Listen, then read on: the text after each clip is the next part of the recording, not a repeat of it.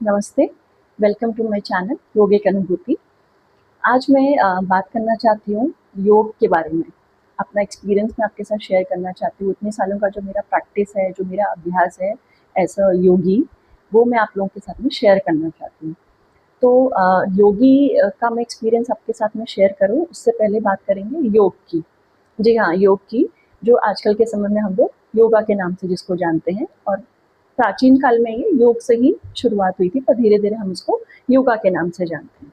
तो योग के जो रूट्स हमें मिलते हैं, वो हमें वेद और उपनिषद में मिलते हैं, ये हम सभी जानते हैं। आप देखेंगे कि प्राचीन काल से ही, जैसे हम टीवी सीरियल वगैरह में भी हमने देखा और हमने पढ़ा भी है, रामायण काल में श्री राम जी योग किया करते थे, अपनी शक्तियों को बढ़ाने के लिए, अपने मन को नियंत्रित करने के लिए, अपने माइंड के कंसंट्रेशन के लिए हमेशा योग किया करते थे। उसके बाद में हम देखेंगे श्री कृष्ण जी की अगर बात करते हैं तो उनको तो योगेश्वर रूपी कहा जाता है। वो हमेशा योग का अभ्यास किया करते थे। और शिव जी को हम सभी जानते हैं कि उनको आदि योगी के नाम से जाना जाता है। तो प्राचीन काल से ही योग हमारी ज़िंदगी का एक अहम हिस्सा रहा है, और इसके संदर्भ में कई सारी डेफिनेशंस हैं योग के बारे में, जिसमें सबसे ज़्यादा जो है वो महत्व दिया जाता है जो ऋषि पतंजलि हैं, उन्होंने जो योग सूत्र लिखा है।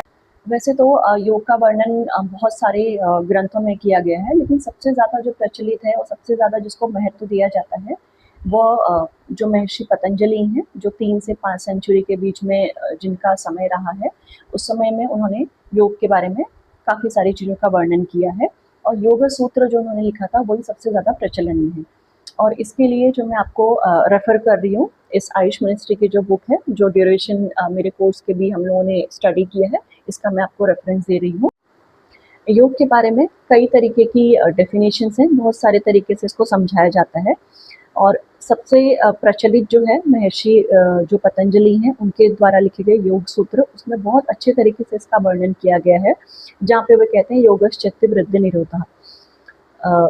अपनी मन की जो वृत्तियाँ हैं उसको किस तरीके से कंट्रोल किया जाए, आपके जो सेंस ऑर्गन है, जो उनके जो विकार हैं, उसको किस तरीके से कंट्रोल किया जाए, यही हमें योग सिखाता है।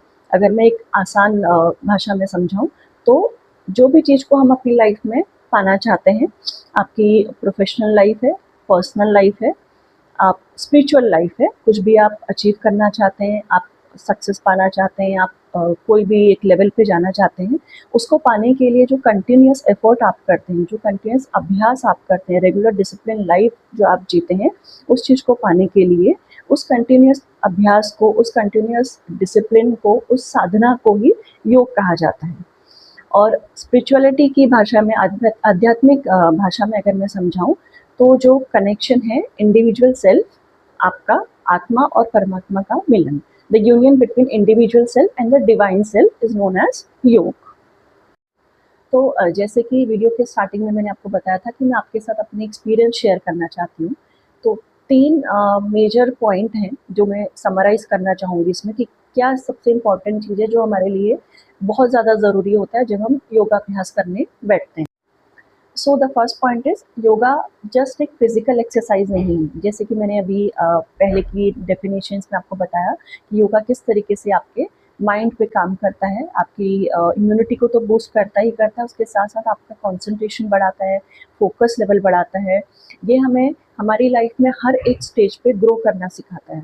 जहाँ पे आप देखेंगे हमारे पास इस तरीके के प्राणायाम हैं, भ्रामरी, हम सब लोग जानते हैं कि किस तरीके से आपकी मेमोरी को बूस्ट करता है। बच्चों में ये बहुत अच्छा काम करता है। आसना है जो बच्चों में इम्यूनिटी बूस्ट करने के साथ-साथ, कंसंट्रेशन के साथ-साथ, फोकस और कंसंट्रेशन, इन सारी चीज़ों को बढ़ाते हैं।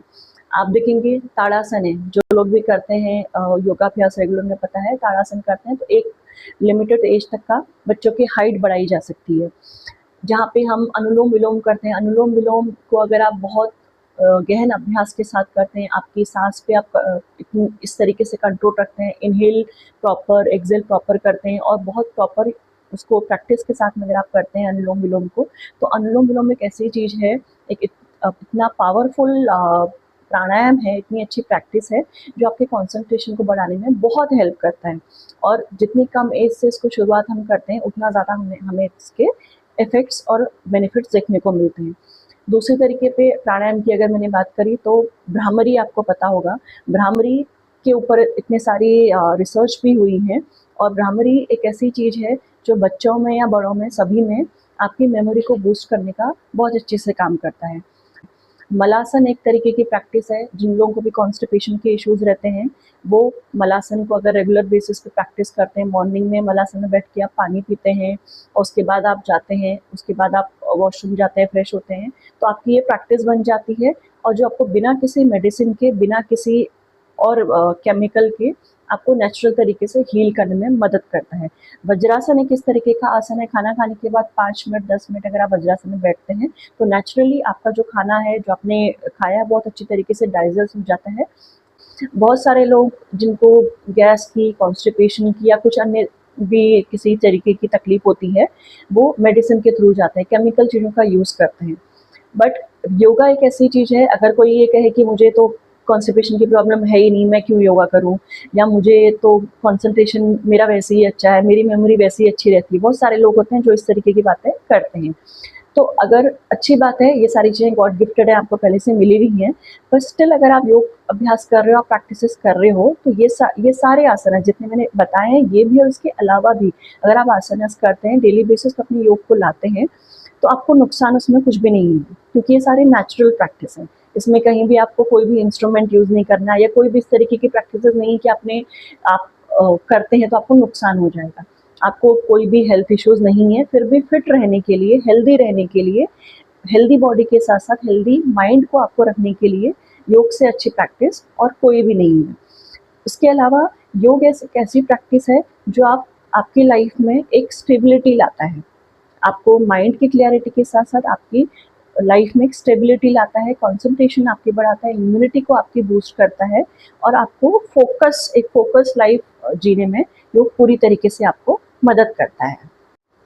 और इसके अलावा योगा का पर्पस कभी भी, जो हम योग को योगा बोलने लगे हैं इस आजकल के टाइम में, जो पहले से योग प्रैक्टिस चली आ रही थी, तो योग का पर्पस कभी भी वेट लॉस करना नहीं हो सकता। हम बहुत सारे लोग इन चीज़ों के एस्पेक्ट से देखते हैं कि हाँ, मुझे वेट लॉस करना है, हाँ, मुझे ऐसा करना है, मुझे इतने इंचेस कम करने हैं, मुझे इतना मेरा टारगेट है रिड्यूस करना है। अच्छी बात है, आप अपने फिजिकल फिटनेस के लिए सोचते हैं, वेट मेंटेन करने के लिए सोचते हैं, बट एज अ योगी मैं मेरा जो आपके साथ एक्सपीरियंस शेयर कर रही हूँ, वेट लॉस करने से ज़्यादा या पतले होने से ज़्यादा हमारा फोकस होना चाहिए फिट होने पे। आपका वेट आपकी हाइट और आपकी एज के हिसाब से, हर एक का एक बीएमआई होता है, उसके हिसाब से हमें मेंटेन करना चाहिए, नो डाउट। बट हमारा जो मेन फोकस है कि पतले होने से ज़्यादा, या ऐसा कर्वी फिगर होने से अच्छा, या इस तरीके के हमारे एब्स होने चाहिए जो जनरली पसंद आता है यूथ्स को, इससे बेटर है कि हम फिट रहें। वो ज़्यादा इम्पोर्टेंट चीज़ होती है, और योग हमें यही चीज़ सबसे ज़्यादा सिखाता है। दूसरा पॉइंट जो है वो है पीसफुल एनवायरनमेंट, एक शांत वातावरण। जब भी आप आपकी योगाभ्यास कर रहे हैं, आप चाहे 15 मिनट का टाइम निकाल पा रहे हैं, 20 मिनट का निकाल पा रहे हैं, 1 आवर, जितना भी आप निकाल रहे हैं, वो एटमॉस्फेयर आपका बहुत शांत वातावरण में होना चाहिए। इसीलिए योग अभ्यास जब भी हम करते हैं, उसके लिए या तो सबसे जो सुबह का टाइम होता है, बहुत सारे तो ब्रह्म मुहूर्त में उठ के भी योगाभ्यास करते हैं, हमारे ऋषि मुनि, और आजकल के टाइम में भी ऐसे कई सारे लोग हैं जो अभी भी ब्रह्म मुहूर्त के टाइम को ही फॉलो करते हैं। कुछ रीजंस की वजह से, कुछ जॉब्स ऐसी हैं, किसी का शेड्यूल ऐसा है, अगर मॉर्निंग में कोई नहीं करता है तो वो इवनिंग टाइम में इसको करते हैं। तो इसीलिए ये टाइम रखा गया, सो दैट आप पूरी तरीके से फोकस्ड और कॉन्सेंट्रेशन के साथ इसको कर पाओ। और इसके अलावा और भी कई सारी चीज़ें हैं जो फोकस और कंसंट्रेशन को डिस्टर्ब करती हैं। तो सबसे पहले तो ये इम्पॉर्टेंट है कि आप जब योग अभ्यास कर रहे हैं, योगा कर रहे हैं, आसनास कर रहे हैं, प्राणायाम कर रहे हैं, एक पीसफुल एनवायरनमेंट हो, और फ्रेश एयर वहाँ पे आनी चाहिए। बहुत अच्छा होगा कि आप बालकनी में जाके, टेरेस पे जाके, गार्डन में जाके, इन सारी जगहों पे जाके करते हैं तो बहुत अच्छी बात है। But due to any reason अगर ये सारी चीज़ें अवेलेबल नहीं हैं, तो विंडो आप ओपन कर दीजिए, घर का डोर ओपन कर दीजिए, ताकि फ्रेश एयर आ सके। तो जिस टाइम पे हम अभ्यास करते हैं, वो हवा जो फ्रेश एयर आती है, जब हम इनहेल करते हैं, एक्सहेल करते हैं, वो भी हमें हेल्प कर सके। इसीलिए योग का ये सबसे ज़्यादा इम्पोर्टेंट पॉइंट रहता है। और इन चीज़ों के अलावा बाकी सारे डिस्ट्रैक्शन जो हमें होते हैं, अगर आपने ऑनलाइन क्लास ज्वाइन की तो ऑब्वियसली मोबाइल पे, लैपटॉप पे, वो आपकी मजबूरी है। बट आई वुड सजेस्ट इसके अलावा कोई भी चीज़ है, जो भी अदर गैजेट्स हैं, या कोई भी एक ऐसी चीज़ है, वो अगर उस टाइम पे आपके रूम में या जहाँ पे भी आप कर रहे हैं वो चीज़ अगर स्विच ऑफ रहेगी तो ये आपको बहुत ज़्यादा हेल्प करेगी। नहीं तो क्या होगा, आप उतना ही डिस्ट्रैक्ट होते रहेंगे। फिर कुछ लोगों का ऐसे होता है कि नहीं, क्या होता है योगा करने से, या मैं तो पतली नहीं हो रही हूँ, अच्छा योग से तो कुछ होता ही नहीं, खाली मैं तो इतने टाइम से कर रही हूँ। तो ये चीज़ देखना इम्पोर्टेंट है कि जब हम योगाभ्यास कर रहे हैं उस टाइम पे हमारा फोकस क्या हमारी बॉडी और हमारे माइंड के ऊपर ही है, या बाकी हम कुछ और कामों में भी इन्वॉल्व हैं। कभी कुछ इमरजेंसी हो गई, किसी का फ़ोन बीच में आ जाता है, या कभी कुछ साथ में टीवी भी चल रही है, या साथ में कोई और इंटरेक्शन भी आपका चल रहा है।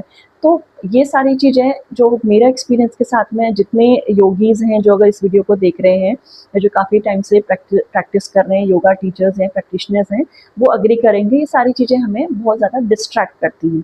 तो ये मेरा दूसरा सजेशन है या मेरा एक्सपीरियंस है जो मैं आपके साथ में शेयर करना चाहती हूँ। और लास्ट जो मैं पॉइंट इसका बोलना चाहती हूँ कि एक परफेक्ट सेटअप होना इम्पॉर्टेंट नहीं है। परफेक्ट सेटअप से मेरा मतलब है कि ऐसा नहीं कि बहुत ज़्यादा जगह आपको चाहिए, बहुत ज़्यादा स्पेस आपको चाहिए, बहुत ज़्यादा फैंसी क्लोथ्स आपको चाहिए, ऐसा कुछ भी इम्पॉर्टेंट नहीं है। एक लिमिटेड स्पेस जितने में आपकी योगा मैट आए, और आप स्ट्रेचिंग जब हम करते हैं तो कुछ आसनास के लिए आपको स्ट्रेचिंग करनी पड़ती है, हैंड्स को, लेग्स को हम थोड़ा-सा मूव होते हैं, उतना स्पेस इनफ है। और कोई भी फैंसी क्लोथ्स नहीं चाहिए।